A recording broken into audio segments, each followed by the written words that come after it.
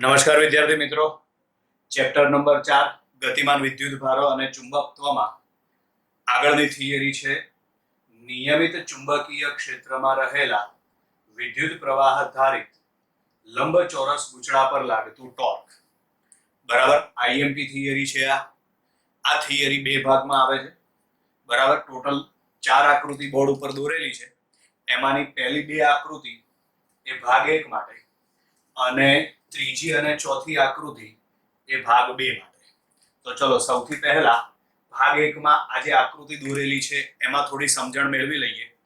આમાં N અને S એ શું છે? અલગ કરેલા ચુંબકીય ધ્રુવો. જેમ ચુંબકને બે ધ્રુવો આવે ને, N અને S, ઉત્તર અને દક્ષિણ. બરાબર, આ બે ધ્રુવો છે N અને S. એમાં ચુંબકીય ક્ષેત્રની દિશા કઈ બાજુ આવે? N થી S. N થી S એટલે જો અહીંયા બતાવેલી છે ચુંબકીય ક્ષેત્ર B ની દિશા N થી S. ક્લિયર? તેમજ આ જે બ્લુ લાઈન થી દોરેલું છે આ એ છે લંબચોરસ ગૂંચળું. બરાબર, અને એની સાથે બેટરી જોડેલી છે એટલે પ્રવાહ વહે છે I. બરાબર, આ વિદ્યુત પ્રવાહની દિશા ઉપર તરફ બતાવેલી છે એટલે ખબર પડી જાય. અહીંથી આ રીતે આમ વિદ્યુત પ્રવાહનું વહન થાય છે. બરાબર, આ રીતે આમ વિદ્યુત પ્રવાહનું વહન થાય છે. ક્લિયર? ચલો તો સૌથી પહેલા આકૃતિનું વર્ણન કરીએ. આકૃતિમાં દર્શાવ્યા પ્રમાણે લંબચોરસ ગૂંચળાને ચુંબકીય ક્ષેત્રમાં એવી રીતે ગોઠવવામાં આવે કે જેથી ગૂંચળાનું સમતલ ચુંબકીય ક્ષેત્રની દિશામાં હોય. બરાબર, અથવા તો ચુંબકીય ક્ષેત્ર એ ગૂંચળાના સમતલમાં હોય. સમજો, આ ગૂંચળાનું સમતલ આમ આડું હશે. બરાબર, આ રીતે આમ આ દિશામાં ચુંબકીય ક્ષેત્ર છે એટલે એનો મતલબ એમ થયો કે ચુંબકીય ક્ષેત્ર એના સમતલમાં આવેલું છે. બરાબર, એટલે સૌથી પહેલા આવશે આકૃતિમાં દર્શાવ્યા પ્રમાણે. આકૃતિ 1 માં દર્શાવ્યા પ્રમાણે લંબચોરસ વિદ્યુત પ્રવાહ ધારિત લંબચોરસ ગૂંચળાને એવી રીતે ગોઠવવામાં આવે. લંબચોરસ ગૂંચળાને એવી રીતે ગોઠવવામાં આવે કે જેથી ચુંબકીય ક્ષેત્ર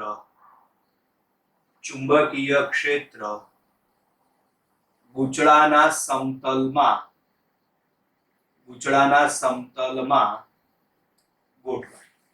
બરાબર, આકૃતિ 1 માં દર્શાવ્યા પ્રમાણે પ્રવાહ ધારિત લંબચોરસ ગૂંચળાને એવી રીતે ગોઠવવામાં આવે કે જેથી ચુંબકીય ક્ષેત્ર ગૂંચળાના સમતલમાં ગોઠવાય. બરાબર, અહીં આગળ હવે આપણે આમાં લંબચોરસ ગૂંચળું છે એટલે એને કેટલી ભુજાઓ હશે? 4. ચારે ભુજા પર આપણે વારાફરતી બળ શોધવાનું છે. બરાબર, ચારે ભુજા પર આપણે અહીં વારાફરતી બળ શોધવાનું છે. બરાબર, એમાં આપણે પહેલા બે ભુજા ગણીએ, બીસી ભુજા અને એડી ભુજા. તો બીસી ભુજા અને એડી ભુજા પર લાગતું બળ શૂન્ય થશે, કોઈ બળ લાગશે નહીં. બરાબર, એનું કારણ કે અહીં બળ શોધવા માટે આપણે આ સૂત્ર લાગુ પાડી શકીએ છીએ. F બરાબર BIL sin θ. આ સૂત્ર આપણે લાગુ પાડી શકીએ. L એટલે એની લંબાઈ. તો અહીં આગળ આ જે બીસી ભુજા છે એની લંબાઈ a લેવાની થશે એટલે અહીં આગળ L ના બદલે આપણે શું લખવું પડશે? a. ચલો અહીં થીટા શોધી કાઢો. તો થીટા એટલે b અને I વચ્ચેનો ખૂણો આવશે. બરાબર, તો સૌથી પહેલા આ જે બીસી ભુજા છે એમાં ગણતરી કરીએ તો ચુંબકીય ક્ષેત્ર આ દિશામાં છે. બરાબર, અને આ બીસી ભુજામાં આ તરફ જ વિદ્યુત પ્રવાહ વહે છે એટલે એનો મતલબ એમ થાય કે ચુંબકીય ક્ષેત્ર અને વિદ્યુત પ્રવાહ I વચ્ચેનો ખૂણો શૂન્ય છે. તો અહીં 0 લખી નાખો એટલે જવાબ આવશે 0. ક્લિયર? ચલો હવે એવી જ રીતે એડી ભુજા માટે ગણતરી કરો. તો એડી ભુજામાં ચુંબકીય ક્ષેત્ર તો આ દિશામાં આવશે, પણ એમાં પ્રવાહ કઈ દિશામાં વહે વિચારો, તો પ્રવાહ આ દિશામાં વહે, આ ચુંબકીય ક્ષેત્ર બી અને આ દિશામાં વિદ્યુત પ્રવાહ I, બંને પરસ્પર વિરુદ્ધ દિશામાં, બંને પરસ્પર વિરુદ્ધ દિશામાં એટલે થીટા બરાબર શું આવશે, તો અહીંયા આગળ થીટા બરાબર 180 આવશે. થીટા બરાબર 180 લખો એટલે sin 180 શું થઈ જશે 0, પરિણામે બળ F બરાબર શું થશે 0. એટલે અહીં આગળ આ BC ભુજા અને AD ભુજા પર લાગતું ચુંબકીય બળ શૂન્ય થશે. કયા કારણથી શૂન્ય થાય છે એ લખવાનું નથી, આપણે ડાયરેક્ટ જ લખી નાખવાનું છે કે BC ભુજા અને AD ભુજા પર લાગતું ચુંબકીય બળ શૂન્ય થશે. બરાબર, એટલે હવે અહીં આગળ આવશે, અહીં કઈ બે ભુજા લીધી છે આપણે, તો કે અહીં BC અને AD ભુજા પર લાગતું ચુંબકીય બળ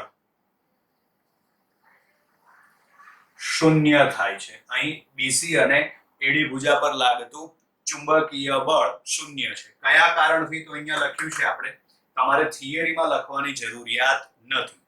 ચલો હવે બે ભુજા બાકી વધી, AB ભુજા અને CD ભુજા. તો એમાં AB ભુજા પર લાગતું ચુંબકીય બળ F1 જે નીચે તરફ એટલે કે અધો દિશામાં હશે, જ્યારે CD ભુજા પર લાગતું ચુંબકીય બળ F2 એ ઉધ્વ દિશામાં એટલે કે ઉપર તરફ હશે. એના જ આધારે આપણે આકૃતિ 2 દોરેલી છે.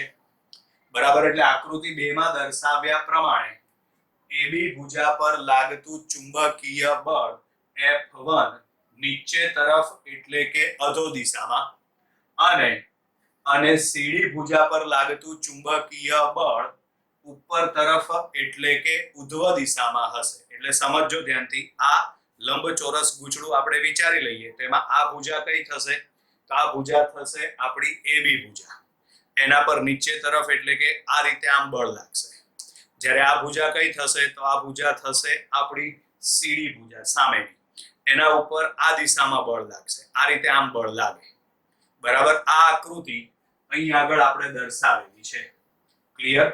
એટલે આમાં આવશે આકૃતિ 2 માં દર્શાવ્યા મુજબ, આકૃતિ 2 માં દર્શાવ્યા મુજબ AB ભુજા પર F1 જેટલું બળ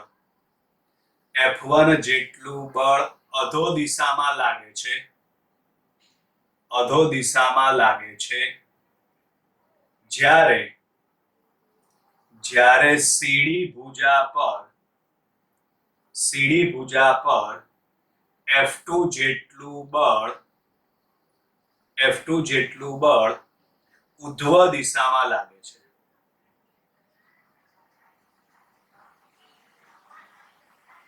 ઉધ્વ દિશામાં લાગે છે. બરાબર, અહીં આગળ સૂત્ર તો આનું આ જ આવશે. બરાબર, પણ એના બદલે તમારે શું લખવું પડશે, B. કેમ? તો આ જે AB ભુજા છે ને, એની લંબાઈ કેટલી છે, B. એટલે અહીં આગળ એના બદલે શું લખાશે, B. હું સૂત્ર ફરીથી લખી નાખું છું, F બરાબર BIB ઇન્ટુ sin થીટા થશે. હવે તમારે થીટા પસંદ કરવાનો, કોની વચ્ચેનો ખૂણો આવશે, B અને I વચ્ચેનો ખૂણો. બરાબર, તો હવે આકૃતિ જુઓ તો એમાં ચુંબકીય ક્ષેત્ર આ દિશામાં છે. બરાબર, ચુંબકીય ક્ષેત્ર આ દિશામાં છે.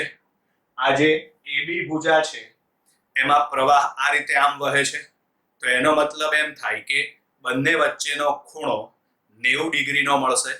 આ દિશામાં ચુંબકીય ક્ષેત્ર છે અને આ દિશામાં વિદ્યુત પ્રવાહ છે, પરિણામે બંને વચ્ચેનો ખૂણો 90 ડિગ્રીનો આવશે. એવી જ રીતે સામે CD ભુજા માટે પણ ખૂણો 90 ડિગ્રીનો આવે. એટલે અહીં આગળ તમે 90 લખી નાખો તો sin 90 બરાબર 1 થઈ જાય. તો માટે લાગતું બળ F બરાબર આવશે બી આઈ બી, જ્યાં બી એટલે ચુંબકીય ક્ષેત્ર, આઈ એટલે વિદ્યુત પ્રવાહ અને બી એટલે ભુજાની લંબાઈ. બરાબર. એટલે હવે આપણે તો અહીં ડાયરેક્ટ જ લખવાનું છે, પરંતુ F1 બરાબર F2 બરાબર I B into small b મળે, જ્યાં I એટલે વિદ્યુત પ્રવાહ, B એટલે ચુંબકીય ક્ષેત્ર અને સ્મોલ બી એટલે ભુજાની લંબાઈ. બરાબર છે. આ બંને બળો સમાન મૂલ્યના છે અને પરસ્પર વિરુદ્ધ દિશાના છે, તેથી તેનું પરિણામી બળ કેટલું થશે? 0. ક્લિયર?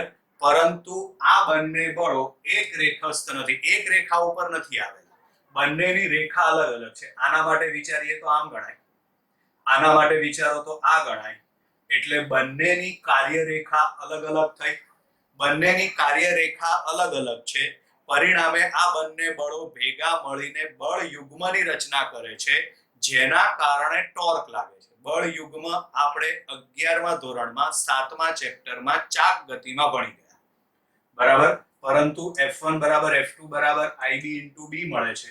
અહીં બંને બળો, અહીં F1 અને F2, F1 અને F2, આ બંને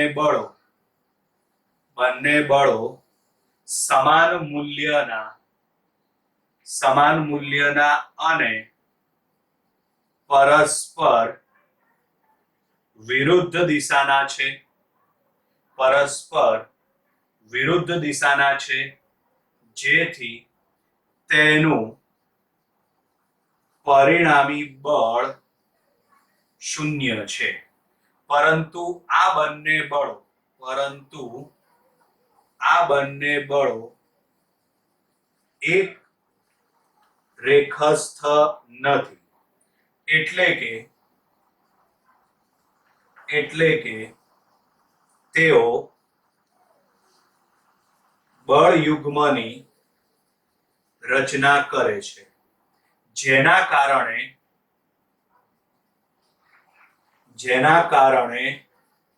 ગૂંચળા પર ટોર્ક લાગે છે.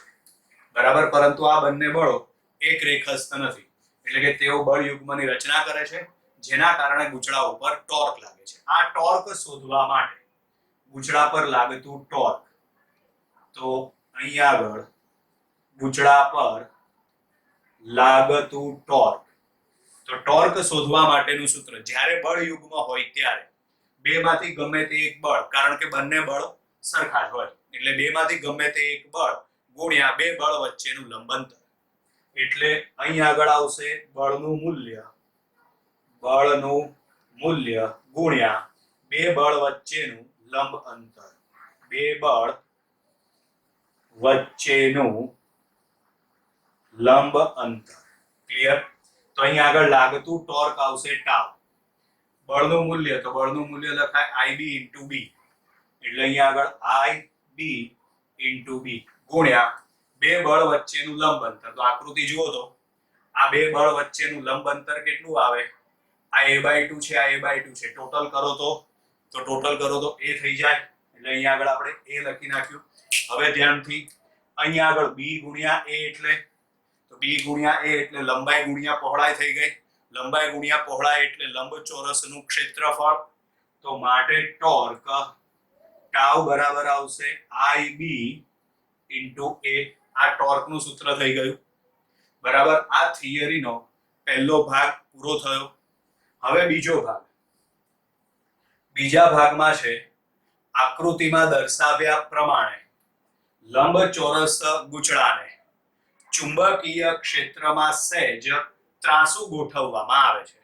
જેમ કે આમાં આપણે ગૂંચળું કઈ રીતે ગોઠવ્યું તો આમ સીધું. બરાબર છે. હવે આ ગૂંચળું તમારે છે ને આમ ત્રાંસુ ગોઠવવાનું, પેલા આમ સીધું ગોઠવેલું આ રીતે. બરાબર. હવે તમારે આમ ત્રાંસુ ગોઠવવાનું. બરાબર. ત્રાંસુ ગોઠવો તો આ વખતે ચુંબકીય ક્ષેત્ર એ એક સમતલમાં નહીં આવે, પણ એની વચ્ચેનો કંઈક ખૂણો બનશે. ધારો કે એ ખૂણો થીટા માપનો છે, આપણે એવું માની લઈએ. ચુંબકીય ક્ષેત્ર બી અને ક્ષેત્રફળ સદિશ કઈ બાજુ આવે? પુસ્તકના પાનાને લંબ બહારની દિશામાં. બરાબર. એટલે કે ચુંબકીય ક્ષેત્ર બી અને ક્ષેત્રફળ સદિશ એ વચ્ચેનો ખૂણો થીટા માપનો છે. બરાબર. અહીં આગળ ગૂંચળું કઈ રીતે ગોઠવ્યું હતું? આમ સીધું. બરાબર છે. હવે ગૂંચળું કઈ રીતે ગોઠવવાનું છે? આમ ત્રાંસુ. બરાબર. પરિણામે આ વખતે ચુંબકીય ક્ષેત્ર બી અને ગૂંચળાનો ક્ષેત્રફળ સદિશ એ વચ્ચેનો ખૂણો થીટા માપનો બને છે. બરાબર. એટલે હવે આની અંદર આવશે આકૃતિ 3 માં દર્શાવ્યા અનુસાર. આકૃતિ 3 માં દર્શાવ્યા અનુસાર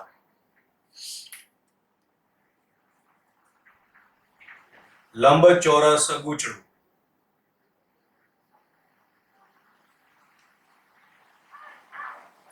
ચુંબકીય ક્ષેત્રમાં સહેજ ત્રાંસુ ગોઠવવામાં આવે છે.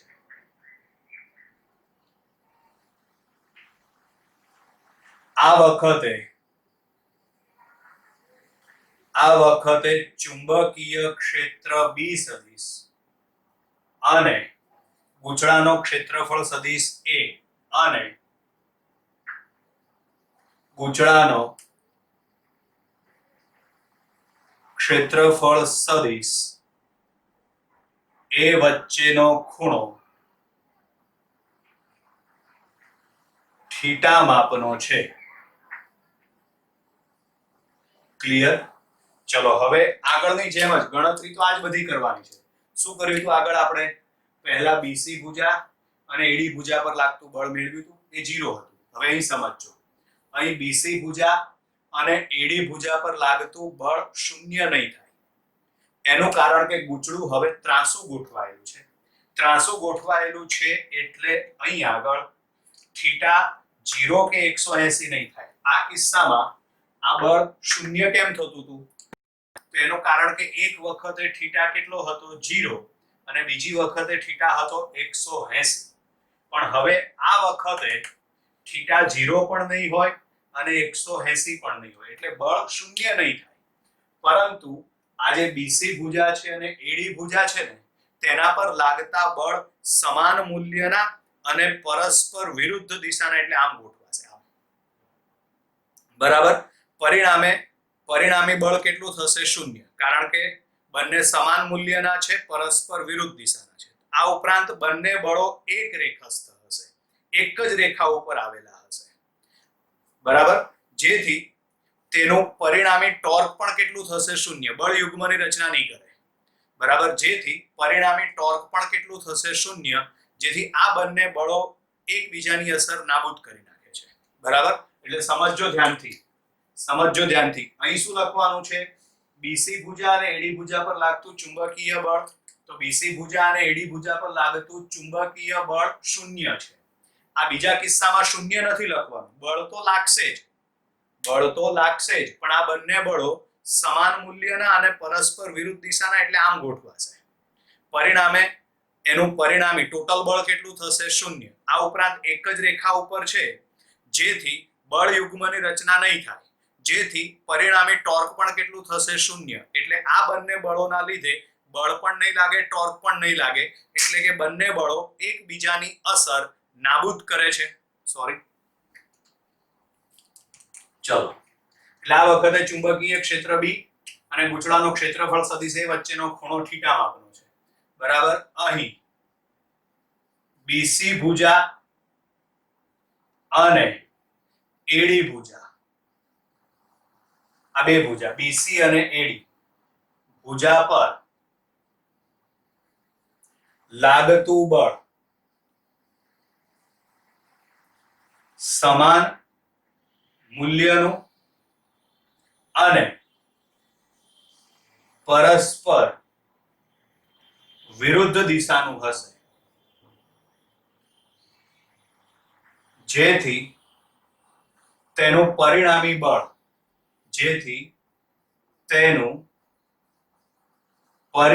બળ શૂન્ય થાય.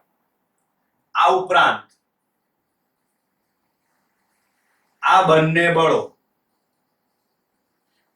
બળો એક રેખસ્થ છે. જેથી બળ યુગ્મની રચના થતી નથી.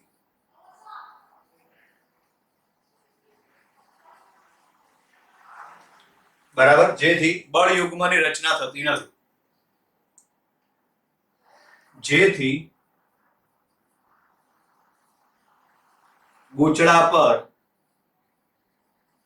કોઈ ટોર્ક લાગતું નથી. બરાબર, ચલો હવે કઈ બે ભુજા બાકી વધી? તો હવે ભુજા બાકી વધી AB અને CD. બરાબર, તો એમાં AB ભુજા પર લાગતું બળ આ જ રીતે અધો દિશામાં અહીં આગળ આકૃતિ બતાવેલી છે જે કયું છે F1. એવી જ રીતે CD ભુજા પર લાગતું બળ, તો CD ભુજા પર લાગતું બળ ઉપર તરફ એટલે કે F2. અત્યારે આ રીતે આમ વિચારવાનું છે, આ નહીં, બસ આ રીતે. આ ભુજા છે આપણી અહીંથી આગળ આ. બરાબર, આને પણ અત્યારે કાઢી નાખીએ જો વ્યવસ્થિત આપણે સમજવું આમ વિચારવાનું થાય તમારે. બરાબર છે, એટલે આ જે ત્રાસુ ગોઠવાયું છે ને ત્રાસુ, એ આપણી કઈ ભુજા લેવાની છે? આપણે AB ભુજા. બરાબર છે, આ ત્રાસી છે એ. ક્લિયર? એમાં AB ભુજા પર કઈ દિશામાં બળ લાગશે? નીચે તરફ. અને સામે CD ભુજા, તો CD ભુજા પર કઈ બાજુ બળ લાગશે? ઉપર તરફ. એટલે અહીં આગળ આવશે હવે આકૃતિમાં દર્શાવ્યા અનુસાર. આકૃતિમાં દર્શાવ્યા અનુસાર AB ભુજા પર F1 જેટલું બળ અધો દિશામાં અને CD ભુજા પર F2 જેટલું બળ ઉધ્વ દિશામાં લાગે છે.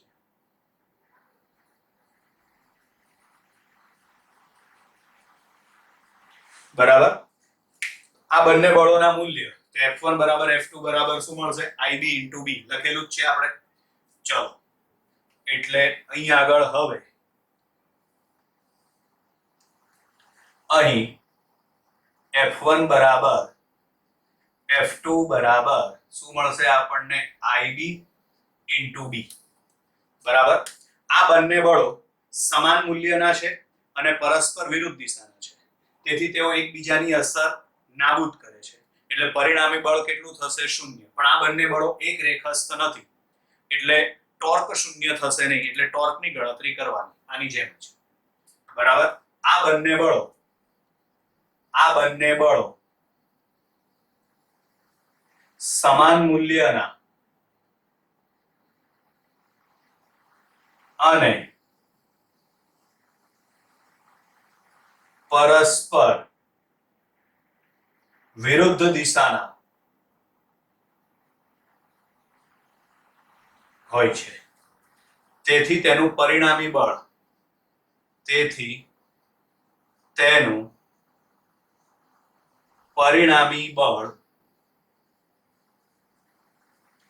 શૂન્ય થાય છે.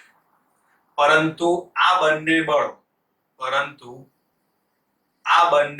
બળો એક રેખસ્થ નથી.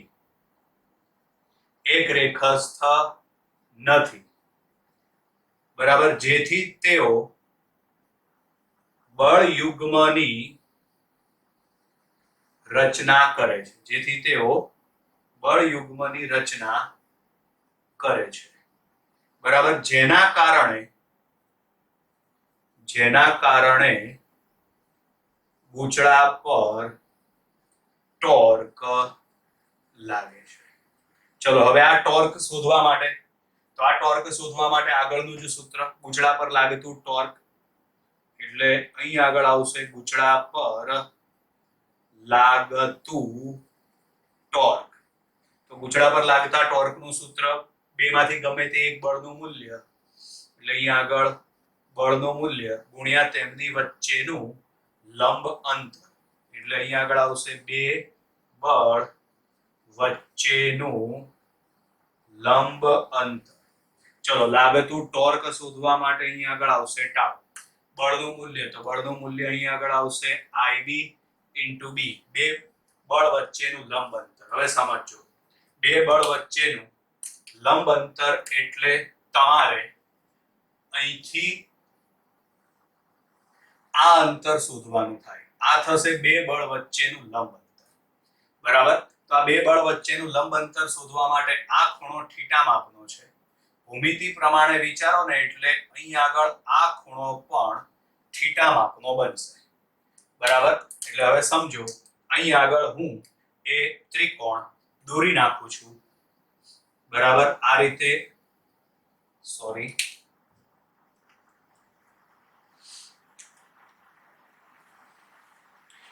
આમ ત્રિકોણ બનશે, જેમાં આ ખૂણો કેટલા માપનો છે? થીટા. અને આ છે a/2. તો સાઈન વિધેય પ્રમાણે વિચારો, કાટકોણ ત્રિકોણ છે એમાં સાઈન થીટા બરાબર શું આવશે? સામેની બાજુ ભાગ્યા કર્ણ. એ પ્રમાણે વિચારો એટલે આ લંબાઈ થશે a/2 સાઈન થીટા. એટલે અહીં લખેલું છે a/2 સાઈન થીટા, પણ આ a/2 સાઈન થીટા એ અડધી લંબાઈ થઈ. હજી બીજી અડધી લંબાઈ અહીંથી આટલી બાકી, તો એ પણ કેટલી આવશે? a/2 સાઈન થીટા આવશે. સમજો, આ લંબાઈ આવશે a/2 સાઈન થીટા, આ પણ આવશે a/2 સાઈન થીટા. તો ટોટલ કેટલું આવશે? a/2 sine theta plus a/2 sine theta, એટલે બે વખત થયું. બે વડે ગુણવાનો થાય, બે વડે ગુણો તો આ છેદમાં બે છે એ ઉડી જશે. એટલે અહીં આગળ આવું આવશે a/2 sine theta plus a/2 sine theta. બરાબર. એટલે 2 a/2 સાઈન થીટા થાય, એમાં 2 ઉડાડી દો તો માટે અહીં આગળ લાગતું ટોર્ક આવશે IB * B * A sine theta. ચલો, B * A એટલે ક્ષેત્રફળ થશે, તો માટે લાગતું ટોર્ક ટાઉ બરાબર IB * A શું આવશે? Sine theta. બરાબર. અહીં આગળ સાઈન વિધેય છે. સાઈન વિધેય એટલે કે ક્રોસ ગુણાકાર થાય ને. બરાબર. કોસ હોત તો ડોટ થાય, સાઈન છે એટલે ક્રોસ થાય. તો સમજો કઈ રીતે લખવાનું છે? I * A સદિશ ક્રોસ B સદિશ. બરાબર. I * A સદિશ ક્રોસ B સદિશ. હવે અહીં આગળ પરંતુ I * A સદિશ એને કહેવામાં આવશે M, એટલે કે ચુંબકીય ડાયપોલ મોમેન્ટ. જેમ પહેલા ચેપ્ટરમાં આપણે વિદ્યુત ડાયપોલ મોમેન્ટ ભણી ગયા, એમ અહીં આગળ આવશે ચુંબકીય ડાયપોલ મોમેન્ટ, જેને M વડે દર્શાવાય. એટલે I A સદિશ બરાબર M થશે. આનો મતલબ એમ થાય, સમજો ધ્યાનથી, I * A સદિશ બરાબર M સદિશ. આનો મતલબ એમ થાય કે ચુંબકીય ડાયપોલ મોમેન્ટ એ ક્ષેત્રફળની દિશામાં હશે. એટલે અહીં આગળ જો ચુંબકીય ડાયપોલ મોમેન્ટ આપણે દર્શાવી છે M, આ એટલા માટે લખેલું છે. બરાબર. M, અથવા તો આ દિશામાં ક્ષેત્રફળ સદિશ A હશે. એવી જ રીતે આપણી જે આ મેઇન આકૃતિ છે એમાં જો આ ડાયપોલ મોમેન્ટ M કઈ બાજુ બતાવેલી છે? નીચે. એવી જ રીતે જો આ જ આકૃતિ ઉપરથી આ દોરેલી છે, તો અહીંયા આગળ ચુંબકીય ડાયપોલ મોમેન્ટ M બતાવેલી છે, અહીંયા આગળ પણ બતાવેલી છે. એટલા માટે બધી જગ્યાએ M ચુંબકીય ડાયપોલ મોમેન્ટનો છે. પણ આ ચુંબકીય ડાયપોલ મોમેન્ટ થિયરીમાં છેલ્લે ખબર પડે. ક્લિયર? એટલે અહીં આગળ I A સદિશ, I * A સદિશ એટલે એના બરાબર લખાશે ચુંબકીય ડાયપોલ મોમેન્ટ M સદિશ ક્રોસ B સદિશ. બરાબર. જ્યાં લખવાનું M બરાબર, તો M બરાબર I * A સદિશ, જેને કહેવાય ચુંબકીય ડાયપોલ મોમેન્ટ. એટલે અહીં આગળ આવશે જ્યાં I * A સદિશ બરાબર M સદિશ, જેને શું કહેવાય? તો જેને ચુંબકીય ડાયપોલ મોમેન્ટ કહે છે. એનો એકમ કયો આવશે? તો એનો એકમ આવશે એમ્પિયર * મીટર સ્ક્વેર. ચુંબકીય ડાયપોલ મોમેન્ટનો એકમ કયો આવશે? Ampere * metre square. ક્લિયર? આપણે બીજી વસ્તુ, આપણે જે ગણતરી કરેલી છે એ માત્ર એક જ આટા માટે કરેલી છે. માનો કે ગૂંચળામાં n આટા આપેલા હોત તો આ સમીકરણમાં તમારે n વડે ગુણવું પડે. જો તમે સમીકરણને n વડે ગુણી નાખો તો તમારી પાસે સમીકરણ આવું બનશે: ટોર્ક ટાઉ બરાબર BINA sin થીટા. એટલે યાદ રાખવા માટે ટોર્ક ટાઉ બરાબર B ના sin થીટા. ટોર્ક ટાઉ બરાબર શું આવશે? બી ના sine theta, BINA sine theta, જ્યાં બી એટલે ચુંબકીય ક્ષેત્ર, આઈ એટલે વિદ્યુત પ્રવાહ, એન એટલે આટાની સંખ્યા, એ એટલે ક્ષેત્રફળ અને થીટા એટલે બી અને એ વચ્ચેનો ખૂણો. આ વખતે ચુંબકીય ડાયપોલ મોમેન્ટ કેટલી થાય? તો આ વખતે ચુંબકીય ડાયપોલ મોમેન્ટ થશે NIA. ચુંબકીય ડાયપોલ મોમેન્ટ M બરાબર શું આવશે? NIA. ક્લિયર? પણ કેટલા આટા માટે? n આટા માટે. આ સૂત્ર આપણે દાખલા માટે યાદ રાખવાનું છે, બરાબર? બાકી થિયરી પૂછાય તો આ સૂત્ર સાબિત કરવાનું છે આપણે. ટોર્ક ટાઉ સદિશ બરાબર m સદિશ ક્રોસ d સદિશ, જ્યાં m એટલે શું થશે? ચુંબકીય ડાયપોલ મોમેન્ટ. ચુંબકીય ડાયપોલ મોમેન્ટનો એકમ એમ્પિયર ઇન્ટુ મીટર સ્ક્વેર. આપણે જે ગણતરી કરી એક આટા માટે કરી. ધારો કે ગુચડામાં કુલ n આટા આવેલા હોય તો સમીકરણને n વડે ગુણવાનું. એટલે ટોર્કનું સૂત્ર શું આવશે? ટોર્ક ટાઉ બરાબર b ના sin થીટા, જ્યાં b એટલે ચુંબકીય ક્ષેત્ર, I એટલે વિદ્યુત પ્રવાહ, n એટલે આટાની સંખ્યા, a એટલે ક્ષેત્રફળ સદિશ. ક્લિયર? બરાબર. અહીં આગળ ચોથા ચેપ્ટરની એક મોસ્ટ આઈએમપી થિયરી પૂર્ણ કરીએ છીએ વિદ્યાર્થી મિત્રો. Bye bye.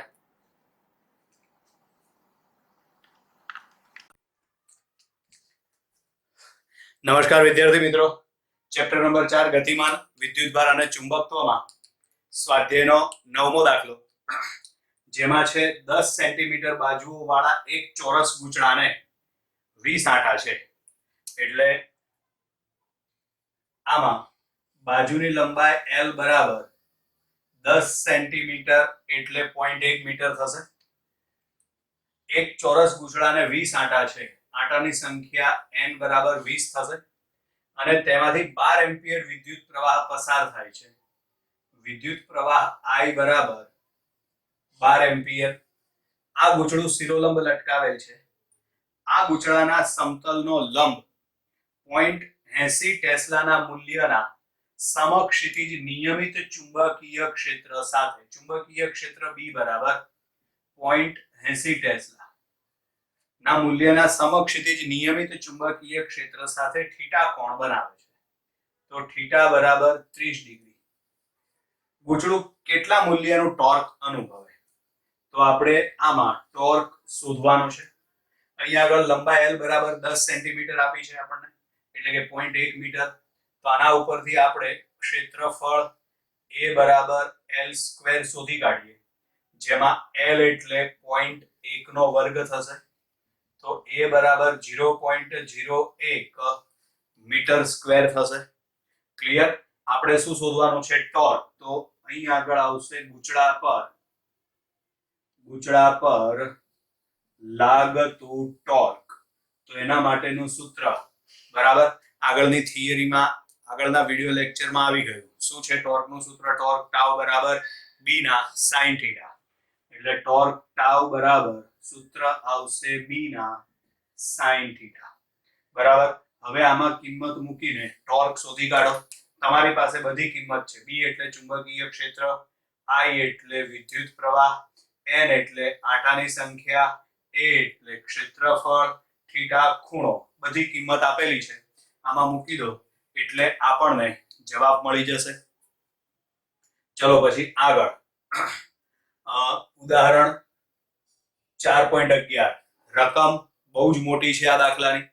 એમાં છે પાસે વીંટાળેલા 100 આંટા વાળું અને 10 સેન્ટીમીટર ત્રિજ્યાનું એક વર્તુળાકાર ગૂંચળું. બરાબર. એટલે આમાં જે કિંમત આપી છે પેલા લખી નાખીએ. આની અંદર આંટાની સંખ્યા n બરાબર 100, ત્રિજ્યા r બરાબર 20 સેન્ટીમીટર એટલે કે 0.2 મીટર થશે. વર્તુળાકાર ગૂંચળું I બરાબર 3.2 એમ્પિયર વિદ્યુત પ્રવાહ ધરાવે છે. તો પહેલો ભાગ છે આ ગૂંચળાના કેન્દ્રમાં કેટલું ચુંબકીય ક્ષેત્ર હશે. બીજો ભાગ છે ગૂંચળાની ચુંબકીય મોમેન્ટ કેટલી હશે. બરાબર. તો સૌથી પહેલા આપણે આનો પહેલો ભાગ શોધી કાઢીએ. ગૂંચળાના કેન્દ્રમાં ચુંબકીય ક્ષેત્ર. એટલે અહીં આગળ આવશે ગૂંચળાના કેન્દ્રમાં ચુંબકીય ક્ષેત્ર.